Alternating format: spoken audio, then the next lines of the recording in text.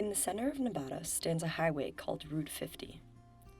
It's the most direct route across the state, stretching about 408 miles through the barren deserts and various mountain ranges.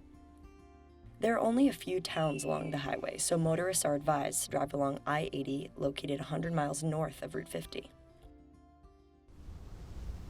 When traveling from east to west, the journey begins in Ely, Nevada, with a population of 4,035 individuals.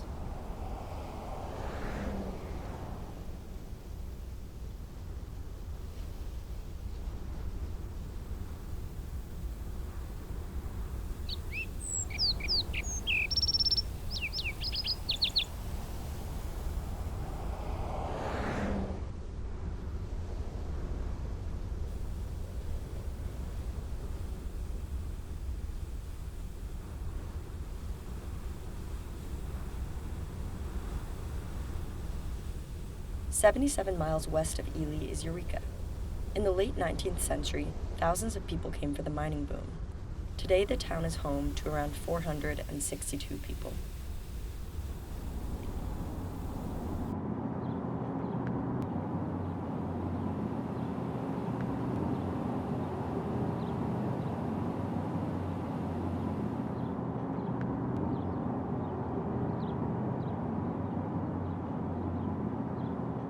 "70 miles west of Eureka is Austin. As you travel closer to the center of Route 50, populations get smaller. Austin was also once populated with many people mining for silver and turquoise. But today, about 113 people live there.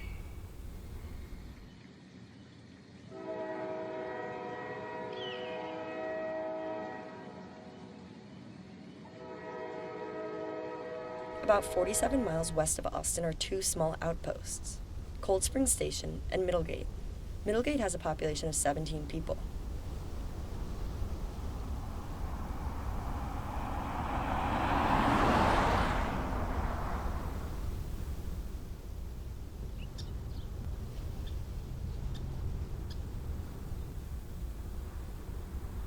Cold Springs Station is a historic site from the era of the 19th century Pony Express station, when mail was delivered by horse. If you travel another 47 miles west, you'll enter into Fallon. Fallon, known as the Oasis of Nevada, is one of the more populated towns on Route 50 with about 8,400 people. Here you'll find your car dealerships, grocery stores, and the Fallon Naval Station.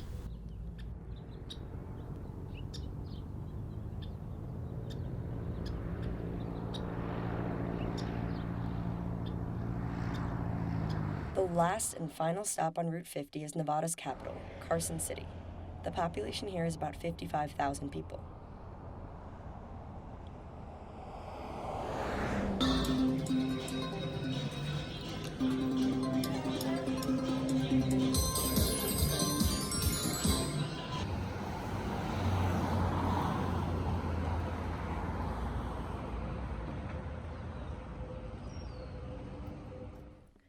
I first came across the loneliest road in America during the summer of 2019.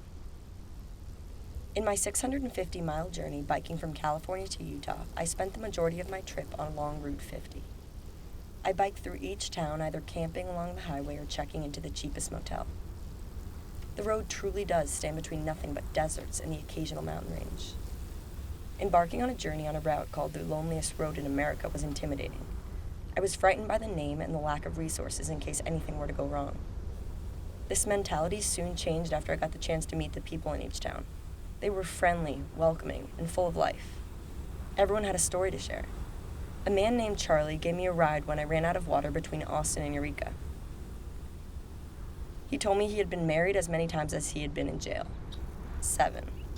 He moved to Route 50 to stay out of crime, and in doing so, he told me that he found God. And God and Route 50 are what changed his life for the better. People like Charlie, full of stories and gratitude, are the reason I returned to Nevada in the summer of 2020. So what is it like to live on the loneliest road in America? I've been pretty lucky being able to be at both endpoints of Highway 50, so taking it from the Carson City side and then also from the Ely and White Pine County side. It is large stretches of just nothing in between.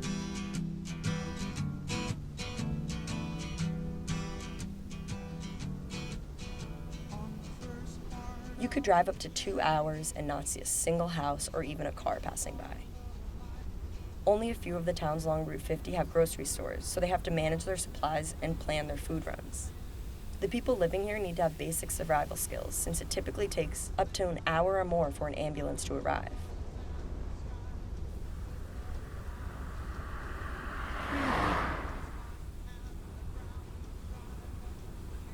I think on Google it says that we have 118 people, but I've never seen the other 100. Like, there's no way that we have 118 people. My dad's from here, so like I'm related to most of the town. I was born in Reno, and so I've lived here on and off a couple times. I kind of just like come to Austin when I get lost. Like when I like run out of money or run out of road or whatever, like I just kind of like come out here or whatever. And like, it's just like, it's not the best place, but it's not the worst place. It's just kind of purgatory. I'm living off the grid. Born in Reno, Nevada, and I grew up. And in 1980, I went to the University of Reno, and I got a journalism degree. And I spent like 20-something years out on the road as a newspaper journalist. And then I didn't want to do it anymore. So I have my truck. I wish you could see my truck. It's a 1964 Chevy truck. And it's like a camper van. And so I've had that for like 25 years. And I've been living in that.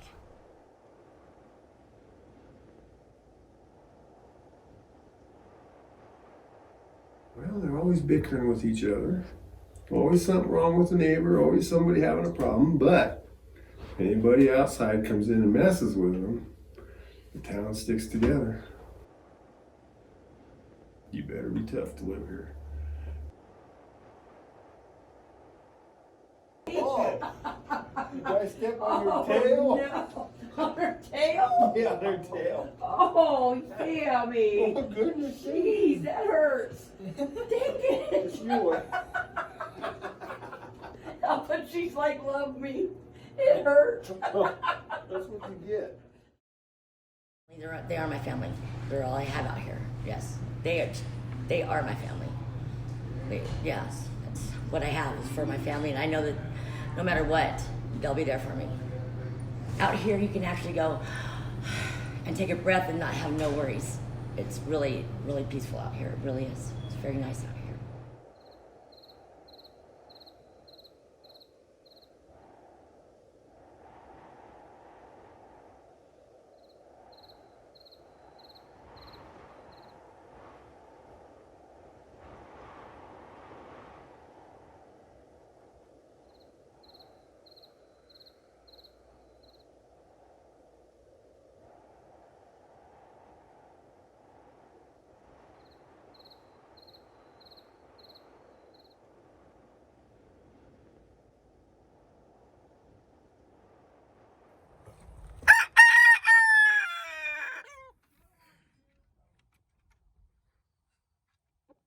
Oh, come here.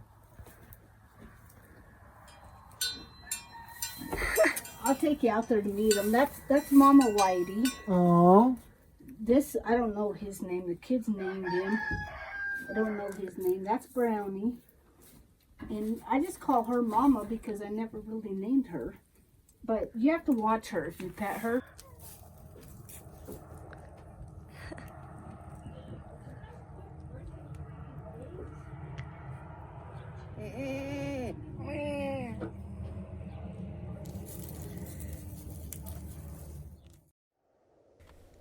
This is Brenda. Brenda manages a bar between Ely and the border of Utah.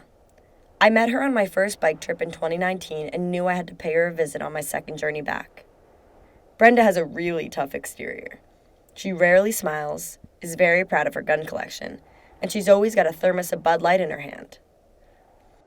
The last time I walked into her bar with a mask on, she stood up and shouted at me to take it off. She told me that she couldn't recognize my face, and for all she knew, I could be trying to rob her. Once my mask was off, I heard that warm laugh of hers that reminded me of how much a teddy bear Brenda actually was. She hugged me, and she told me she had a new gun she wanted me to try shooting in her backyard. Brenda told me my aim was terrible. She was honest, and I appreciated that about her. In November, following my last trip, I received a phone call from an unknown Nevada number. It was Brenda. She wanted to see if I could come to her Thanksgiving dinner that she was hosting. I found that a lot of people living on Route 50 had tough exteriors like Brenda, but as soon as I spent time with them, I quickly saw how kind and tender-hearted they were. I couldn't make it to Brenda's Thanksgiving Day meal, but I'm sure she cooked one hell of an elk.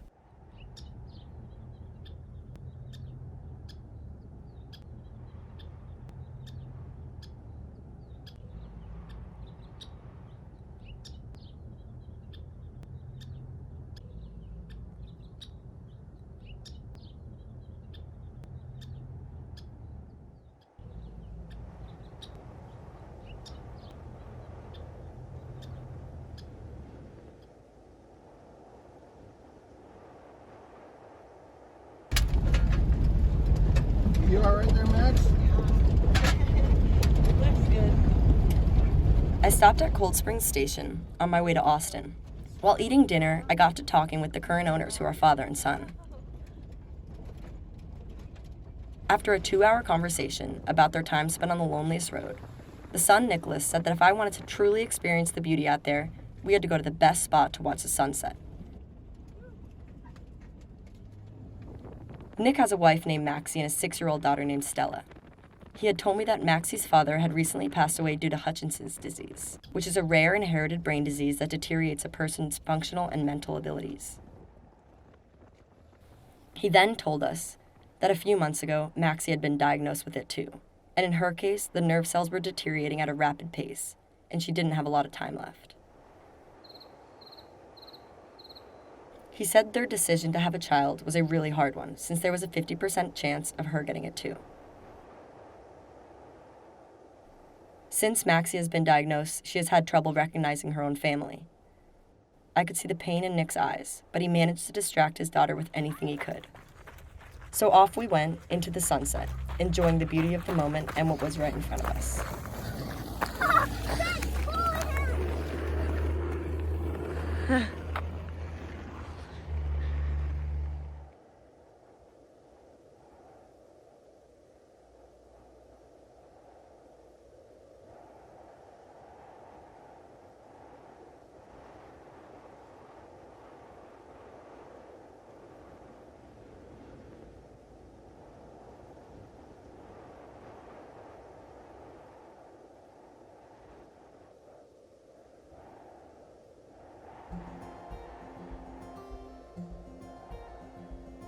The loneliest road in America turns out to be far from lonely. The appreciation that the people have for each other fills the daunting and desolate soil that lies between the towns. Those who seem rugged and intimidating at first are actually warm and empathetic. As an outsider to this place, I nevertheless came to understand the appeal of living somewhere so far away from the urban life. Nick told me that he felt most disconnected when he lived in a city.